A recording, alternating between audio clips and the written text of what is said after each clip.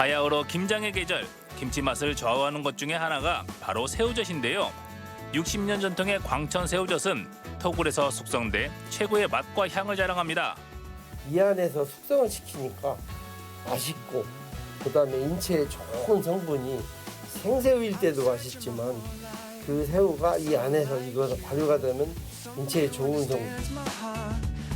짭짤한 젓갈은 원조 밥도둑이죠. 먹으면 먹을수록 감칠맛이 느껴지는 12가지 젓갈에 밥 한 공기가 뚝딱.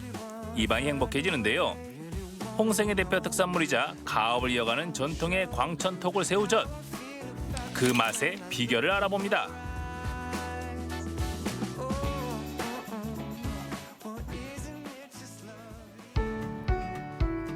김장철이면 분주한 홍성군 광천읍을 찾았는데요.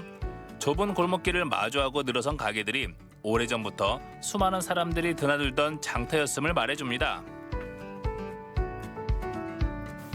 오늘은 충남 홍성군 광천읍을 왔습니다. 옛날에는 이 앞에 물길이나 있었고 배가 드나들었다고 하는데요. 지금은 많이 달라진 모습이죠. 하지만 변치 않는 것이 있는데 11월의 광천이라 여러분 눈치 다 채셨나요? 오늘은 광천 토굴 새우젓을 만나봅니다. 가시죠. 홍성군 광천읍은 특히 토굴 새우젓으로 유명한데요. 전국 판매량 70%의 새우젓이 유통되는 국내 3대 젓갈 시장 중 한 곳입니다. 60년 전통을 자랑하는 만큼 가업을 이어가는 젓갈 가게들이 많은데요. 그중 한 곳을 찾았습니다. 야, 역시 김장철이라서 아내가 상당히 분주하고 바쁩니다. 안녕하세요. 네, 안녕하세요. 네, 김장철을 맞아서 네. 새우젓 구경하러 왔어요. 아이고 잘하셨습니다. 예, 요즘 그래서는 철인데. 네, 역시 광천하면 새우젓이 유명하잖아요. 아 유명하죠. 왜 이렇게 유명한 거예요? 광천은 60년 역사의 토굴 새우젓을 판매하는 곳이라 유명해요. 그리고 또 지금이 새우젓을 판매하는 철이고. 역시 토굴 새우젓 하면 광천. 그렇죠. 그럼 저도 오늘 토굴 구경 좀 할 수 있나요? 아 오늘 이렇게 오셔가지고 토굴에서 네. 맛있는 토굴 새우젓 구경도 하시고 맛도 보시고. 가게 뒤편 바위산 아래에는 새우젓을 숙성시키는 토굴이 있는데요. 1960년대부터 주민들이 산중턱에 토굴을 파고 새우젓을 저장하게 됐다는데요. 오늘날까지 그 전통이 이어지고 있습니다. 활석 안반을 파고 들어가 만든 토굴은 바깥 날씨와 상관없이 온도와 습도를 일정하게 유지해 주는데요.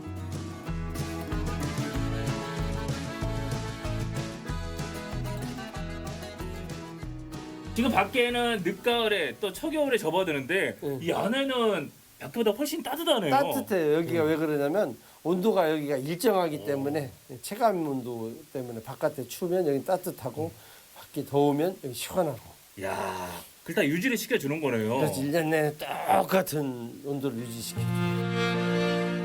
토굴의 온도는 연중 14도 안팎을 유지하고 있어 그 맛과 향이 변하지 않게 하는데요.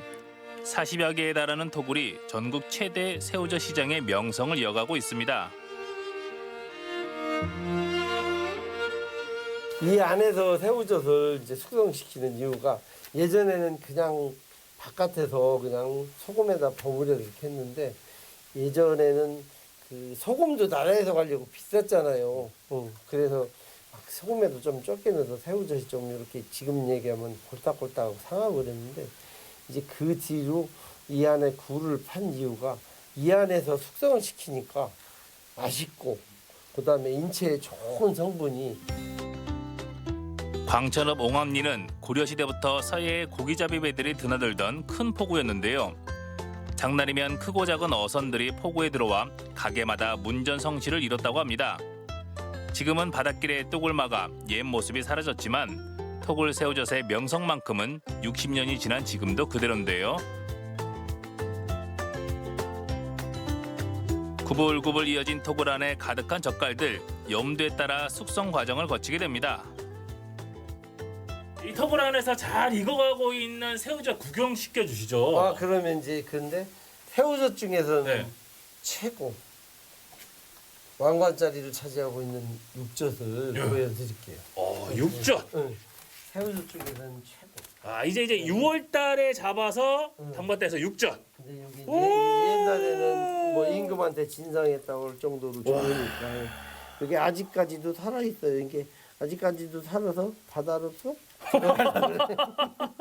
그만큼 네. 신선하고 숙성이 잘 돼 있다. 네. 오, 살이 통통하네요. 아직도 이렇게 탁 좋잖아요. 토굴에서 숙성된 새우젓은 육질이 단단하고 단맛이 나며 젓국물이 희고 맑은 것이 특징입니다. 새우젓 중에서도 으뜸으로 꼽히는 육젓. 김치를 담그면 깔끔하면서도 담백한 맛을 오래 느낄 수 있다고 하네요. 그래서 제가 통통한 육젓의 맛을 봤는데요. 씹을수록 달고 감칠맛이 느껴집니다. 진짜 처음엔 짠맛이 있는데 다음엔 달달. 네, 달달하고 우리 감칠맛이라고 하잖아요. 네, 그렇죠. 그 맛이 느껴지네요. 씹으면 씹을수록 맛있고 무엇보다 좋은 거는 젓갈인데 새우젓인데 식감이 있네요. 살이 씹혀요. 그렇죠. 와. 김장철을 맞아 새우젓을 구입하러 오신 분들이 많았는데요. 토굴에서 숙성되는 모습을 직접 보고 원하는 새우젓을 살 수 있기 때문이죠. 이곳에서 푸근한 인심은 보너스. 통이 넘칠 만큼 꾹꾹 눌러서 담아주시더라고요. 예전에 와보셨어요? 아니면 처음이에요. 처음으로? 예, 예. 어떻게 알고 오셨어요? 아, 이웃에 또 소문 듣고 왔죠. 토굴 예. 이런 데는 또 처음이잖아요. 예, 처음이에요. 어떠신 것 같아요? 좋으네요. 와 보니까 더 신선감도 느껴지고 좋으네. 새우젓 괜찮은 것 같아요? 예, 맛있네요. 예, 김장 또 맛있게 담아가지고 또 네. 1년 농사 아니에요? 예, 그렇죠. 광천까지 와서 그냥 갈 수는 없죠. 짭조름한 젓갈 맛을 제대로 보기 위해 근처 식당을 찾았습니다. 안녕하세요. 예, 안녕하세요. 제가 오늘 젓갈 백반 맛보러 왔는데요. 네네. 여기 가마솥들이 많이 있네요. 예, 예. 일단은 저희 집이 젓갈 백반도 유명하지만 설렁탕도 맛이 있습니다. 그리고 새우젓하고 고기하고 또 최고의 궁합이지 않습니까? 그래서 저희는 가마솥으로 모든 음식을 하고 있어요. 젓갈의 고장에 왔으니 젓갈 백반을 먹어봐야겠죠. 깔끔한 상차림에 기분이 좋아지는데요. 여기에 새우젓과 찰떡궁합 설렁탕까지. 이 정도면 환상의 짝꿍 아니겠습니까? 광천 토굴 새우젓을 구경했으니까 이제 또 든든하게 배를 채워야 되는데, 야, 이 젓갈 종류가 몇 가지인가요? 젓갈 종류는 12가지 정도 되고요. 오, 아니 뭐뭐예요? 예, 이쪽은 이제 젓갈 중에 제일 비싼 명란젓. 네. 그리고 요즘 가을에 이제 제일 핫하게 찾는 새우젓. 겉보기엔 구분이 잘 안 되는데 사장님은 12가지나 되는 젓갈을 척척 설명해 주십니다. 비슷해 보이지만 이름도 맛도 조금씩 다른 젓갈들. 한 번씩만 먹어도 밥 한 공기가 뚝딱일 텐데요. 김에 싸서 먹으면 더 맛있답니다. 그러면 저도 이제 맛을 보겠습니다. 예, 맛있게 드세요. 자, 고맙습니다. 감사합니다. 하얀 쌀밥 위에 젓갈을 올려서도 먹고요. 참기름에 버무린 명란젓부터 낙지젓, 오징어젓, 가리비젓까지 밥도둑이 따로 없습니다. 남은 젓갈은 많은데 밥 한 공기가 금세 사라지더라고요. 각기 다른 젓갈의 감칠맛에 푹 빠졌습니다. 이야, 맛있다. 밥도둑, 밥도둑, 밥도둑. 이 밥도둑들 덕분에 밥 두 공기 깔끔하게 비웠네요. 오늘 광천에 와서 대를 이어서 맛을 지켜가는 사람들도 만나고 이 젓갈 백반으로 배까지 든든하게 체험해서 소중한 추억 안고 돌아갑니다. 여러분도 깊어가는 가을 광천 새우젓갈 드시면서 더욱더 행복하게 보내시기 바랍니다. 세월이 흘러도 변치 않는 맛, 광천 토굴 새우젓. 1년 내내 일정한 온도를 유지하는 토굴에서 잘 숙성돼 살이 단단하고 단맛이 나는데요. 시원하고 감칠맛 나는 김치를 원하신다고요? 특유의 맛과 향이 있는 광천 토굴 새우젓으로 맛있게 담가보세요.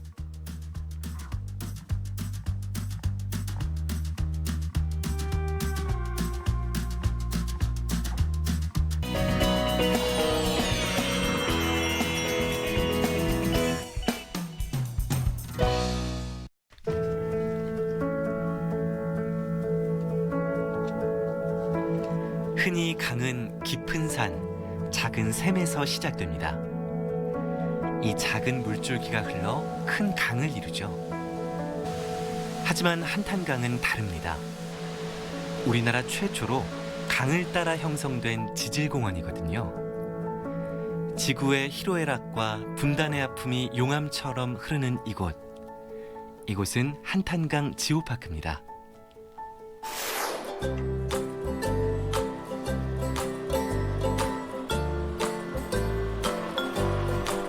지난달 23일 광주 월드컵 경기장 주차장에 유네스코 세계 지질 탐방객들이 모였습니다. 오늘 가는 곳이 그 유네스코에서 지정한 그 세계 지질공원 한탄강으로 그렇게 알고 있습니다. 2박 3일 동안 그래도 지정받은 이유는 뭔가 그래 뛰어난 뭔가 있다고 생각해서 지정받은 걸로 알고 있고요. 이번에 가서 많이 보고 올랍니다. 예. 기대와 설렘을 가득 안고 출발했습니다. 광주에서 포천까지 6시간을 달려 한탄강에 도착했는데요. 이 한탄강은 북한의 평강에서 발원해 경기 철원과 연천, 포천을 흐르는 강입니다. 그런데 어떻게 지질공원이 됐을까요? 한탄강 지질공원은 위에 있는 철원부터 시작을 해서 포천, 연천을 흐르는 140km의 한탄강을 중심으로 형성된 지질공원입니다. 우리나라에서 7번째로 국가지질공원으로 인증이 되었고요. 그리고 올해 7월에 유네스코 세계지질공원으로 인증이 되었어요. 우리나라에서는 최초로 하천을 중심으로 형성된 지질공원이어서 그런 특성들을 크게 좋게 인정을 받아서 세계지질공원이 되었습니다. 이곳에는 우리나라에 단 하나뿐인 지질 전문 전시관이 있습니다.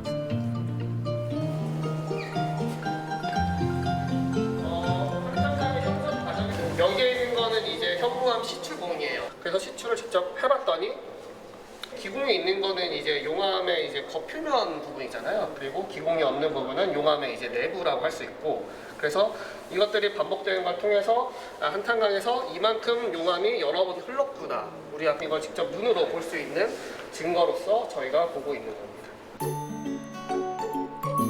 이곳을 통해 한탄강이 어떻게 형성됐는지 쉽게 이해할 수 있었는데요. 한탄강은 신생대 사기 3번의 화산 분출로 만들어졌습니다. 따라서 강을 따라 현무암 용암 대지가 넓게 펼쳐져 있다고 해요. 한탄강에 대해서 기본부터 시작을 해가지고 점점 더 심층적으로도 알 수 있는 그런 게 설명이 돼 있고, 아니, 저희 그 무등산 지질공원 센터는 이보다 더 알차고 더 훌륭하게 지어질 거예요. 50만 년 전 용암으로 뒤덮인 한탄강. 지금은 어떤 모습을 하고 있을까요? 그 모습을 가장 잘 드러낸 멍우리 협곡으로 향했는데요.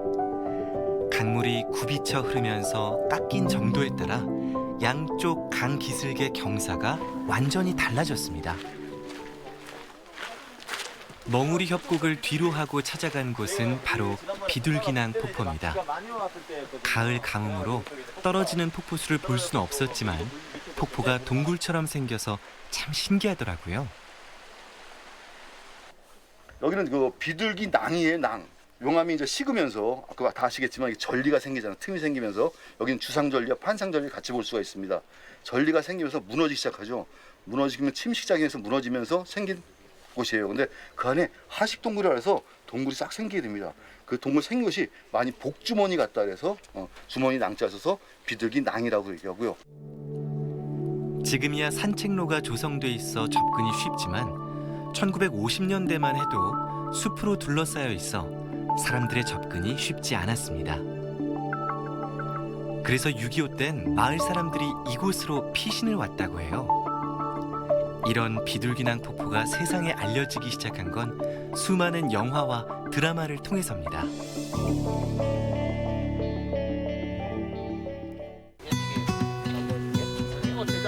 이번에는 한탄강을 한눈에 바라볼 수 있는 명소 하늘다리로 향했습니다.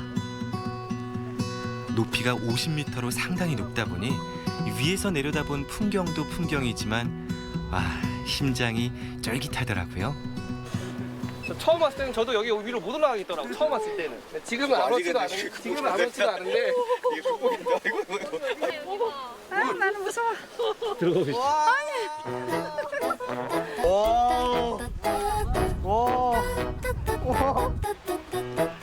다리 위에서 내려다본 강물. 와, 정말 짜릿하죠? 와 진짜 한번 해보시겠어요? 아니요. 웅장하고 위에서 밑을 내려다보는 풍경이 정말 장관이었다고 생각해요. 저희 쪽에서 보지 못한 그런 새로운 지형도 보고 새로운 경관도 보고 오늘 너무 좋은 경험하고 있습니다. 한 발 한 발 직접 걸으며 몸으로 느낀 탐방. 오래 기억될 것 같습니다.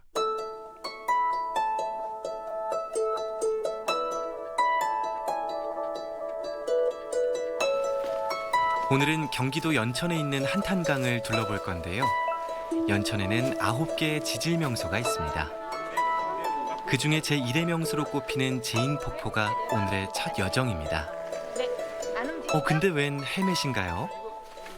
지질의 그 주상 젤리 특성이 기둥 모양의 젤리들이에요. 그것들이 지금도 떨어지고 있어요. 그래서 꼭 이 안전 때문에 쏘고 내려가셔야 됩니다. 제인폭포는 안전사고 때문에 그동안 폭포 앞을 개방하지 않았습니다. 그래서 멀리서밖에 볼 수 없었는데요. 이젠 헬멧을 쓰고 바로 앞에까지 가서 볼 수 있게 됐습니다. 와, 소리만 들어도 시원하죠? 용암이 일정한 높이로 이제 평지를 갖다 다 덮어버리다 보니까요. 일단 30-40m 이제 침식 기준점이 높아져 버렸습니다. 그러다 보니까 그 일시적으로 형성된 그 용암대지, 현무암 용암을 하각, 아래 방향으로 계속 침식을 급격하게 하기 시작했거든요. 그렇게 하다 보니까 이렇게 절벽이 높게 구성이 된 이런 협곡이 구성이 되게 됐습니다. 이게 이제 한탄강하고 그 옆에 있는 지류의 특징이 되겠습니다. 지금 보시는 제인폭포 같은 경우에는 높이가 약 18m고요. 한탄강에서부터 약 460m 후방으로 이동을 했습니다, 지금. 이동 속도로 보면은 약 1000년에 4m 이상 이동을 한 걸로 지금 보고 있습니다. 그저 물길 따라 흐르는 줄 알았는데 긴 세월 서서히 자리를 옮겨간다니 강도 살아 움직인다는 걸 오늘 처음 알았습니다. 장엄한 풍광, 그 속엔 강과 폭포의 삶이 고스란히 담겨 있었네요. 이렇게 다양한 모양의 주상절리로요. 제인이라는 게 이제 옛날에 줄 타는 광대를 이제 양반들이 이제 좀 유식하게 얘기를 해서 제인이라고 했는데요. 그러니까 옛날에 연천에 살던 이게 이른바 제인이 이제 아름다운 아내가 있었는데 이 아내를 고을 원님이 이제 탐을 낸 겁니다. 제인 보고 여기다가 줄타기를 하라고 이제 줄을 걸어놓고 줄타기를 하는 동안에 이제 잘라버렸죠. 이제 저 높이에서 떨어졌으니까요. 그러다 보니까 이제 제인은 죽고 그 제인의 아내는 고을 원님을 수청을 들라고 그래갖고 들어갔는데 그 수청 드는 날 고을 원님 코를 물어 뜯어버리고 여기 와서 같이 자살을 했다고 그럽니다. 아름다운 풍광 그 너머엔 슬픈 전설이 서려 있었습니다.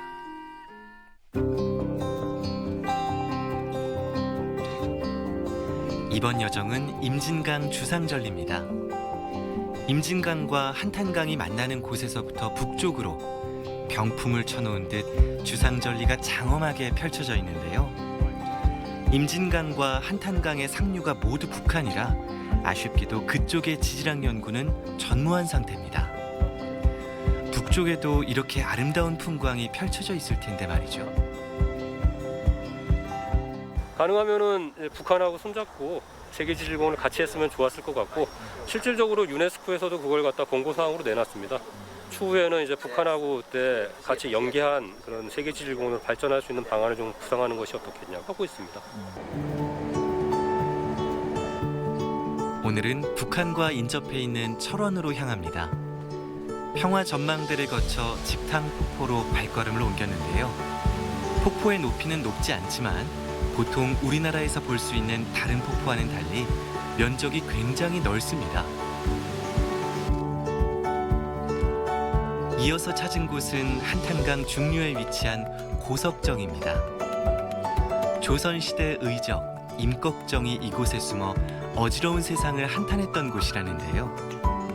1억 2천만 년 전에 이곳이 지금 화강암 현무암이 있었잖아요. 그 위에 현무암이 덮인 것이거든요.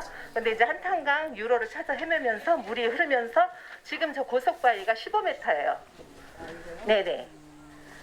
15m인데 저게 이제 땅속에 묻혀있던 게 물길이 나면서 융기가 돼서 올라온 겁니다. 임꺽정이 숨어지는 외로운 바위 고석정. 고석정을 사이에 두고 현무암과 화강암 지대가 비대칭을 이루듯 역사의 소용돌이 속에 조선시대 양반과 천민이 오늘의 남북이 어깨를 나란히 하지 못한 채 비대칭을 이루는 현실이 우연찮게도 닮아 있습니다.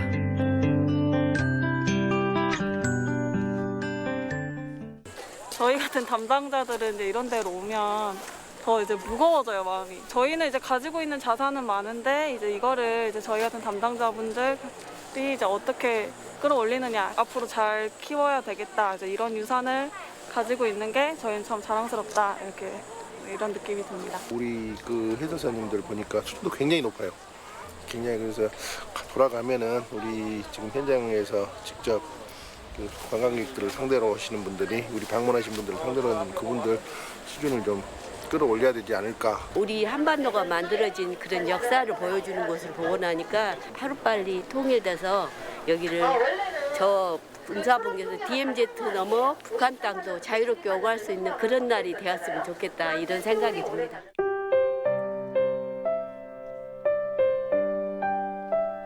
(50만 년) 시간이 빚어낸 한탄강. 분단의 아픔을 끌어안은 채 남북을 가로지르며 유유히 흘러온 지 70년. 사람의 손길이 닿지 않아 자연의 보호가 된 이곳은 지구와 한반도의 역사가 감동과 아픔이라는 또 다른 이름으로 공존하는 한탄강 지오파크입니다.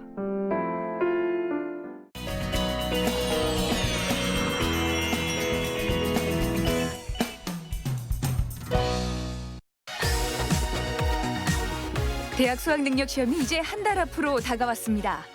누가 얼마나 여유를 갖고 막바지 전략을 잘 짜느냐가 관건인데요. 시험 문제가 남느냐, 내가 남느냐.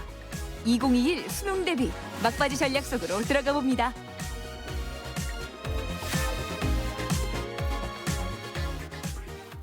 온라인 계약을 하기로 했는데 한 번도 가보지 않은 길이라 첫 등굣길, 마스크를 쓴 고3 학생들이 거리를 유지한 채 학교 건물 앞에 길게 늘어섰습니다. 12월 3일, 단 하루만을 위해 묵묵히 달려온 대입 수험생들. 하루 24시간을 그 어느 때보다 촘촘히 쓰고 있을 텐데요. 코로나19 때문에 수능 일정이 미뤄지면서 그냥 모든 대학 입시 일정이 다 미뤄졌어요. 그래서 이게 자기 원래 하던 대로 하려는 학생들이 자기 페이스도 좀 잃고 그래서 좀 무너지는 경우를 몇 번 봤고요. 이 마스크도 이게 조금만 힘들어도 신경 쓰이는 게 고3인데 자꾸 뉴스도 그렇고 사회적으로도 계속 안 좋은 얘기 나오니까 점점 힘 빠지는 기분입니다. 입시 준비에 끝이 어디 있겠어요. 하지만 이제 마지막 점검을 해가야 할 시기인데요. 수능 30일 남았으니까 31로에서 주요 꿀팁을 알려드리고자 합니다. 네, 운 띄우겠습니다. 3은 바로 3시간 더 공부하기인데요. 내가 지금부터 3시간 더 공부하면 과목당 10점이 올라간다는 마음으로 공부를 하면 충분히 좋은 성적을 기대할 수 있어요. 10에서 10은 10일 동안 남은 공부를 이야기하는데요. 괜히 어려운 문제, 새로운 문제를 풀다 보면 자신감도 떨어지게 되거든요. 그래서 아는 문제를 풀게 되면 내가 어느 부분에 근거가 있고 어떻게 풀었던지를 기억하기 때문에 훨씬 좋은 성적을 기대할 수가 있어요. 하루 3시간 더 아는 문제 위주로 정리하는 게 좋다는데요. 그렇다면 하루 전날엔 어떻게 하면 좋을까요? 1은 이제 1일이죠. 바로 하루 전이거든요. 괜히 떨고 이렇게 하지 말고 잠을 청하되 잠이 오지 않더라도 눈을 조금 감는 것도 훌륭한 연습이 됩니다. 그래도 잠이 오지 않으면 우유를 따뜻하게 데워서 먹는 것도 한 방법인데요. 물론 1등급 우유라 해야 되겠죠. 새벽부터 밤까지 의자에 앉아있는 수험생들.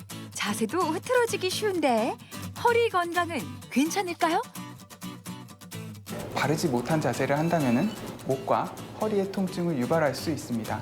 이는 집중력의 저하로 이어질 수 있고 더불어 서 있을 때보다 앉아 있을 때 훨씬 많은 허리에 부담이 되기 때문에 바르지 못한 자세는 디스크나 척추 측만증을 유발할 수 있다는데요. 척추의 S라인 살리는 비법 들어봤습니다. 틈틈이 스트레칭을 하는 것이 중요합니다. 많은 연구에서 가능하다면 30분 이상 자리에 앉아있지 말라는 보고가 있습니다. 중간중간 자리에서 일어나는 것이 좋은데 척추의 부담을 줄여줄 수 있는 미세 휴식입니다. 장시간 앉아있어 뭉친 허리 근육에는 이 동작이 효과적인데요. 반대편 손으로 반대쪽 다리나 의자를 잡고 발을 쭉 넘겨주면 통증 완화에 도움을 준다고 하네요. 손을 넘겨주실 때 이 얼굴까지 그 오른쪽 바닥을 보시면서 돌려주시면 좋고요. 이때 몸에 힘을 다 빼셔야 되고 심호흡을 크게 하셔야 됩니다. 두 번째 자세는 양발을 어깨 넓이로 벌리고 벽에 손을 눈높이로 짚고 시선은 앞쪽을 유지하면서 허리를 끌어내리는 동작인데요. 이게 전신에 힘이 들어가요. 오야. 지금 뭐 허리가 쫙 펴지는 느낌은 말도 못하고요. 이 팔 뒤쪽, 다리 뒤쪽부터 종아리까지. 이야. 이게 전신 스트레칭이라서요. 머리부터 발끝까지 스트레칭이 됩니다. 어느 부위로 한정된 게 아니라서 자주 해주시면 정말 효과 좋습니다. 시험 당일 도시락 고민도 많으시죠? 이 시험을 앞두고 뭔가 좀 더 특별한 밥상을 좀 차려주고 싶다. 엄마들 마음이 그렇거든요. 특히나 시험날 먹는 도시락만큼은 좀 더 챙겨야지. 어떻게 좀 좋을까요? 그날은 신경 써서 소화도 안 되잖아요. 오히려 평상시 먹던 부드러운 반찬과 그다음에 조금 더 영양스러운 영양이 가미된 그런 반찬을 준비하면 어떨까 해요. 첫 번째 도시락은 한식입니다. 소 불고기 양념에 재워둔 너비 한 입을 부어주는데요. 부위도 잘 선택하는 게 좋대요. 불고기 할 때는 우둔살 쪽을 많이 쓰는데요. 소화에 신경 써서 채끝살, 살치살 이런 부위를 하면 조금 더 부드럽고 더 담백하게 드실 수 있으세요. 다음은 도시락 단골 메뉴죠. 바삭한 맛 일품인 멸치볶음인데요. 볶아주는 이유가 그 비린내 안 나기 위해서 거기에다가 청주 한 스푼을 넣고 볶아주시면 비린내 완전 제거할 수 있어요. 여기에 간장, 설탕, 청주를 넣고 양념 소스를 만들어주는데요. 영양 만점 견과류도 들어갑니다.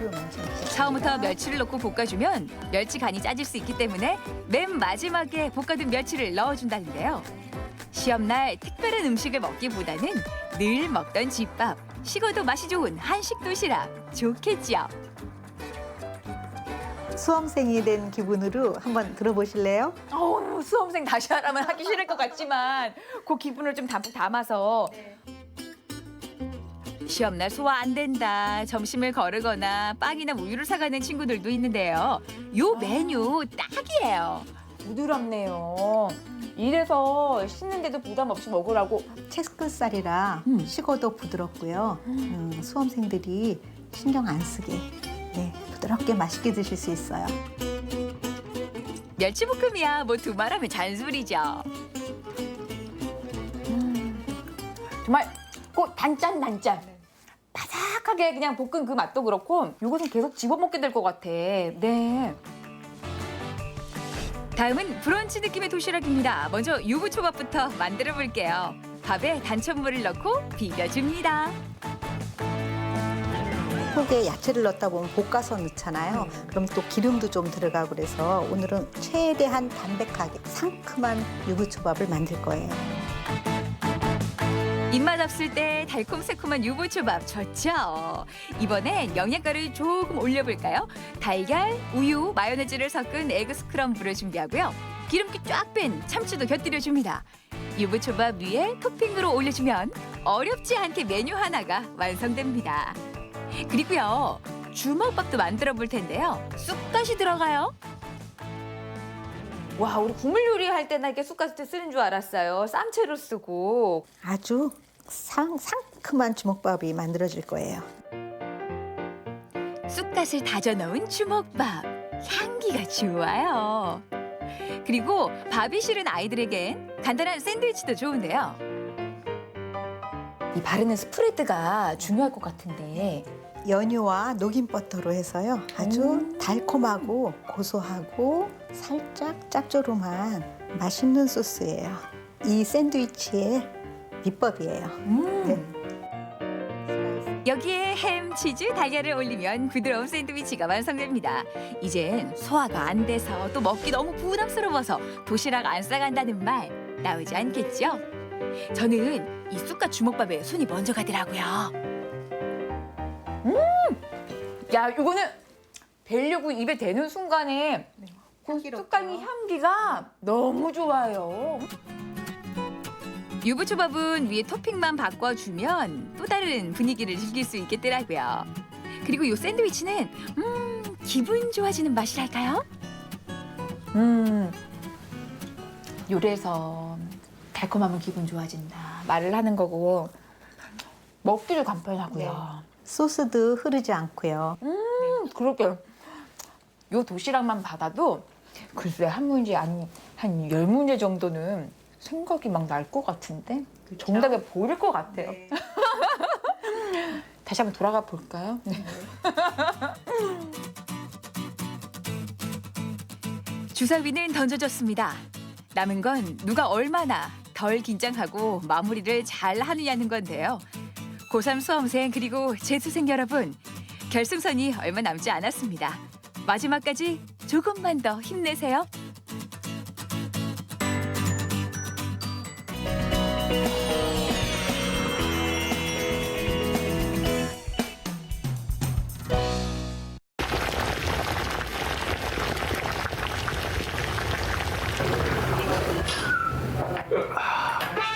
국물이 끝내줘요. 탕이라는 거는 옛날 우리 어른들이 맛있게 먹고 하던 음식이고 요즘 젊은 친구들 맛있게 먹게끔 아마 이 집에서는 양념한 것 같아요. 지금부터 맛있는 알탕은 기본, 무궁무진한 생선 내장 요리 먹으러 갑니다. 예부터 멋으로 알아주는 고장 진주. 맛도 빠지지 않아 유명한 음식이 참 많은데요. 목깃을 스치는 쌀쌀함에 뜨끈한 국물이 생각나는 요즘, 진주 사람들이 추천하는 메뉴가 있습니다. 직장인들의 점심을 책임지는 오늘의 주인공.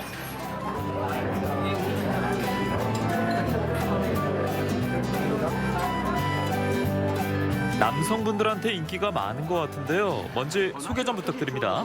국물이 따뜻한데 바로 생각나는 알탕이더라고요. 이게 또 몸도 녹이고 그리고 약간 비린맛도 안 나는 것처럼 너무 맛있어서 찾아왔습니다. 뜨끈하고 푸짐한 알탕. 얼른 밥 한 술 뜨고 싶게 만드는데요. 여름에는 냉면, 겨울에는 알탕. 그러니까 뜨끈한 국물이 알탕이랑 아우탕이랑 잘 맞아서 손님들께서 많이 찾아주시고 계십니다. 알탕 성수기로 꼽는 가을과 겨울. 하루에 쓰는 생선 알과 내장만 해도 10kg이 넘습니다. 장어 자체가 뻘에서 서식을 하기 때문에 데치기 전에 미리 한번 칼로 훑어주고 깨끗하게 세척을 한 후에 한번 데쳐서 탕에 넣거든요. 그러면 훨씬 더 쫄깃한 맛 그리고 이물감 없는 맛, 깔끔한 맛이 나오고요.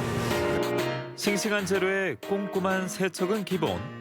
톡톡 튀는 고니와 고소한 이리부터 사르르 녹는 아기 애, 그리고 쫀득한 장어 내장까지 다양한 식감을 맛볼 수 있습니다. 최대한 빨리 신선할 때 써야 돼요. 최상의 장어 내장만 수육에 넣고요. 그리고 등급으로 따지면 1등급은 수육, 그리고 1등급 내지는 2등급은 알탕. 시그니처 메뉴 알탕은요, 시원한 맛 살리는 콩나물을 잔뜩 깔아주고 각종 채소에 두부, 그리고 생선 알과 내장을 넣고 끓여주는데요. 여기서 중요한 건 생선 알과 내장이 잘 익었는지 확인은 필수.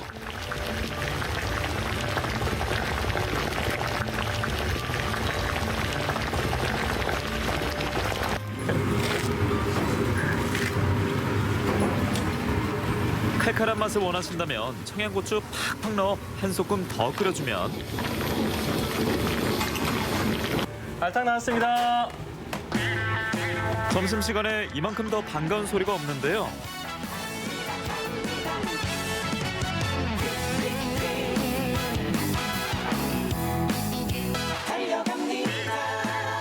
드디어 한 입 먹으면 자동으로 나오는 소리. 캬, 시원하다.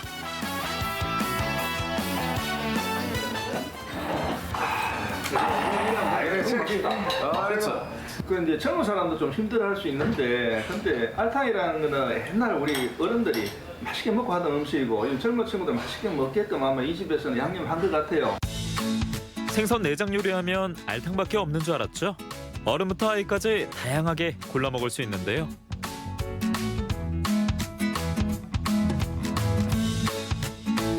지금은 고니튀김을 할 거예요. 고니튀김.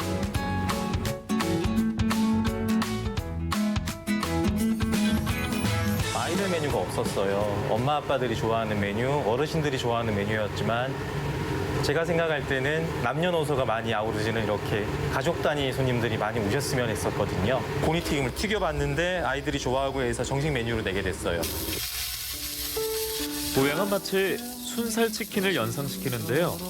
겉은 바삭하고 속은 부들부들해 좋아하지 않을 수 없는 맛.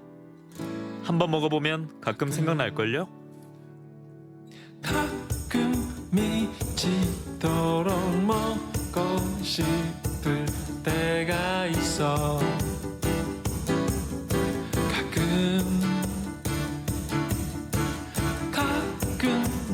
점심 때 아구탕 예약이 많이 들어와서 지금 준비하고 있습니다.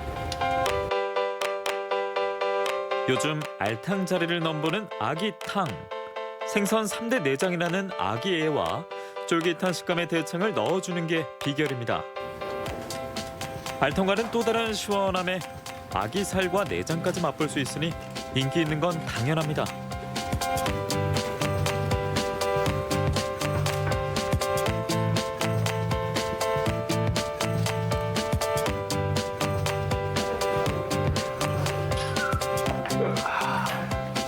역시 최고입니다.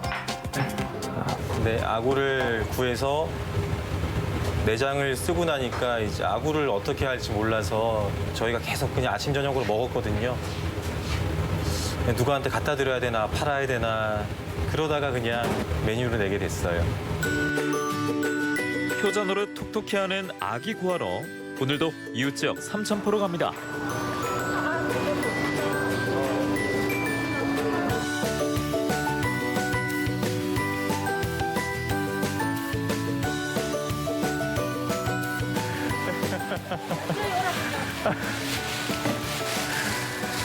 이 다 담기겠어요, 근데?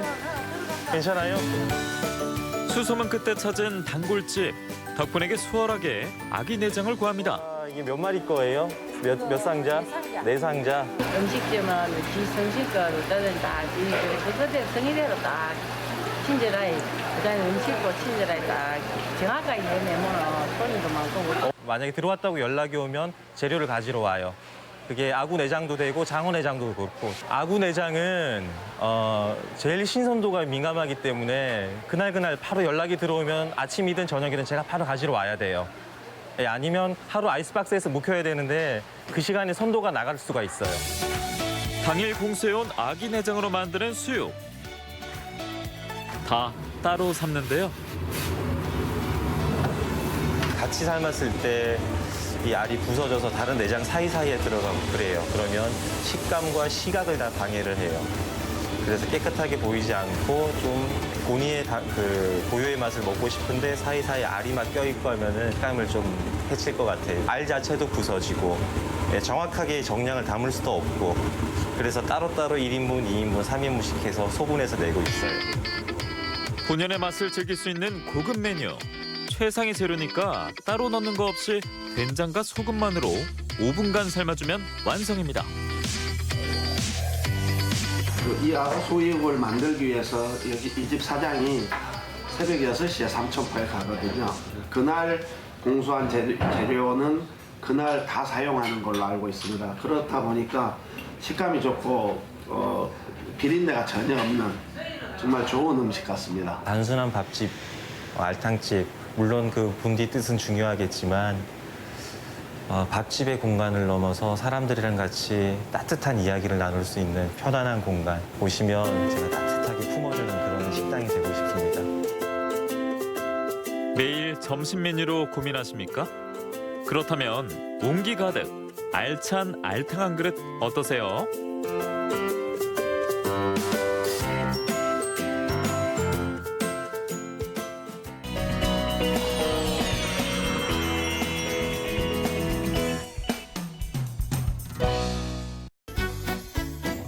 교과서에서 봤던 경주는 잠시 잊고 경주를 새롭게 만나기 위해 여행을 시작합니다. 여러분이 몰랐던 경주를 보여드릴게요.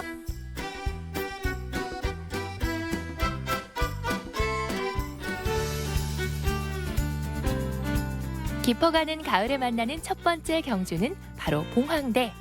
도심 한가운데 자리한 무덤 봉황대를 오늘 다시 만나러 갑니다. 안녕하세요. 아나운서 윤수빈입니다. 저는 지금 경주에 나와 있는데요. 경주의 아름다운 유적지의 숨은 이야기부터 유적지 인근의 유명한 핫플레이스까지 경주의 새로운 모습들을 함께 찾아가 볼 텐데요. 그래서 더 떨리기도 하고 설레기도 합니다. 이곳이 바로 이 오늘 다시 만나게 될 경주 첫 번째 유적지 봉황대입니다. 그런데 감독님, 여기 봉황대 맞죠? 봉황대 맞는 거죠? 네, 봉황대 맞아요. 근데 봉황대라고 해서 저는 봉황의 그 새 떠올렸거든요. 그 새하고 대니까 새와 관련된 어떤 건물이라고 생각했는데 딱 봤을 때 그냥 무덤인 것 같기도 하고. 무덤인가? 뭐지? 무덤 맞아요. 무덤 맞아요? 그래요?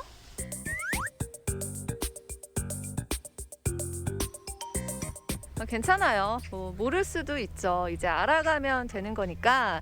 그래서 오늘 함께 여행을 해주실 선생님 한 분 모셨습니다. 전경효 선생님 모실게요. 안녕하세요. 네, 안녕하세요. 네, 선생님 반갑습니다.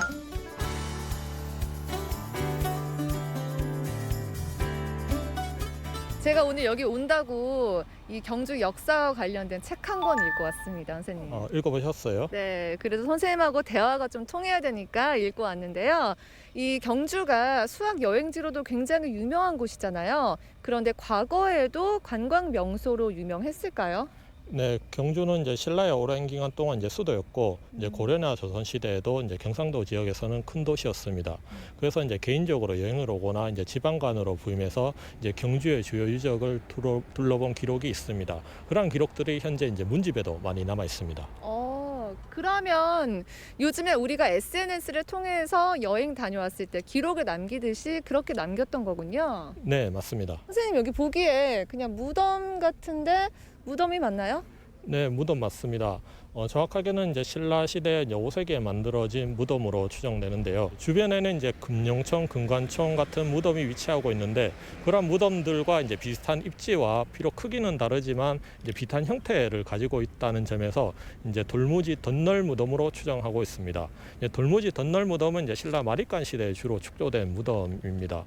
이제 봉황대는 현재 이제 사적 512호로 이제 대릉원 1원이라는 사적으로 지정되어 있고 지름이 83m, 높이가 21m로 이제 경주 지역에서는 단일 무덤 가운데 가장 큰 무덤입니다.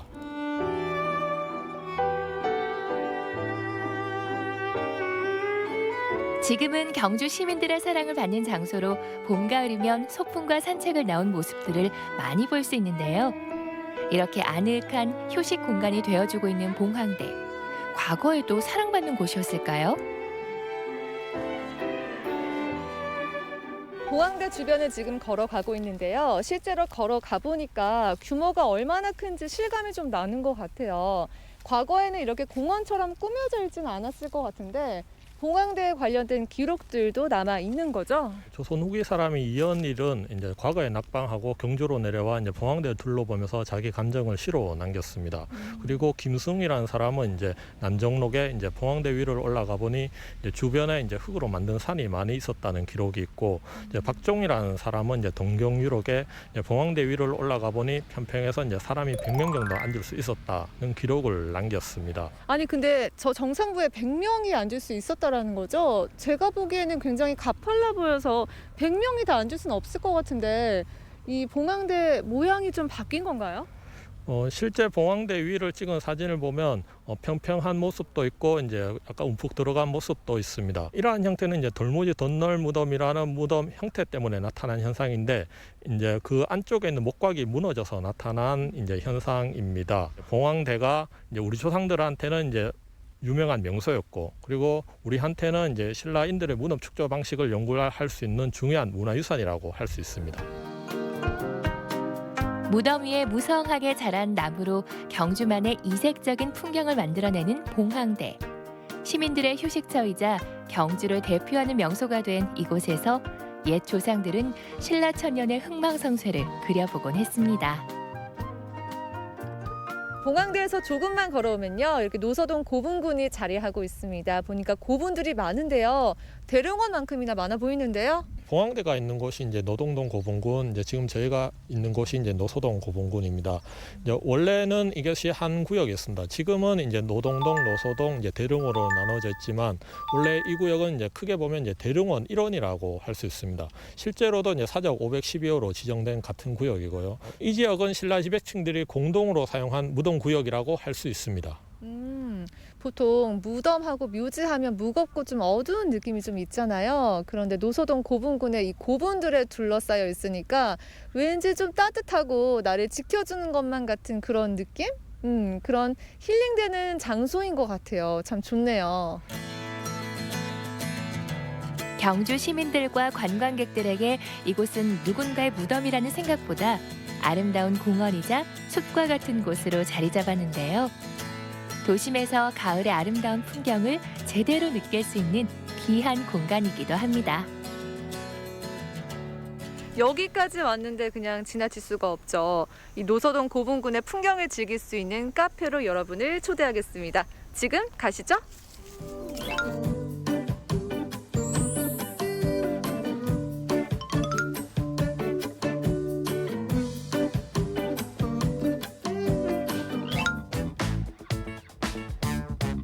윤수빈 아나운서의 추천 코스는 최근 노서동 고분군 옆에 새롭게 문을 연 베이커리 카페.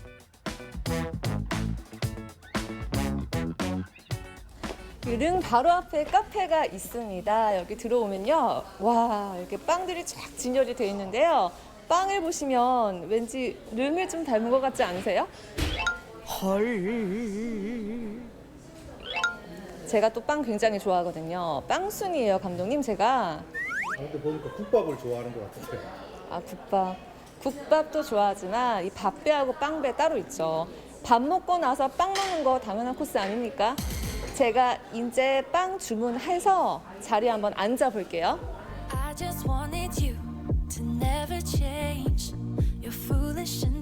넓은 통유리창 밖으로 노서동 고분군의 사계절을 오롯이 즐길 수 있고 매장에서 직접 구운 개성 만점의 빵도 맛볼 수 있는 곳이네요. 이집트 피라미드 유적지 바로 앞에 커피와 디저트를 즐길 수 있는 곳이 있다고 합니다. 저도 노서동 고분군 바로 앞에서 릉을 바라보면서 이 커피와 빵을 먹을 수 있다는 게 참 좋은 것 같은데요. 노릇노릇하게 구워진 빵 냄새와 함께 이렇게 가을의 정취를 마음껏 만끽할 수 있을 것 같아요. 저 이제 릉빵 좀 할게요.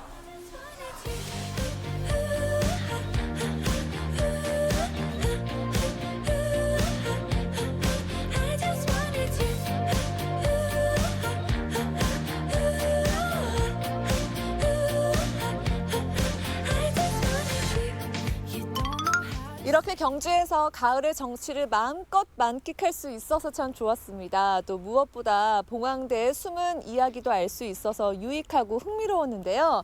여러분들도 가을이 가기 전에 아름다운 이 유적지 봉황대와 노서동 고분군으로 소풍 떠나보시는 거 어떨까요? 지금까지 다시 만난 경주였습니다. 늘 곁에 있어 잊어버리기 쉽지만 우리에게 너무나 소중한 문화유산인 봉황대와 노서동 고분군. 깊어가는 가을에 다시 만난 경주는 참 운치 있습니다.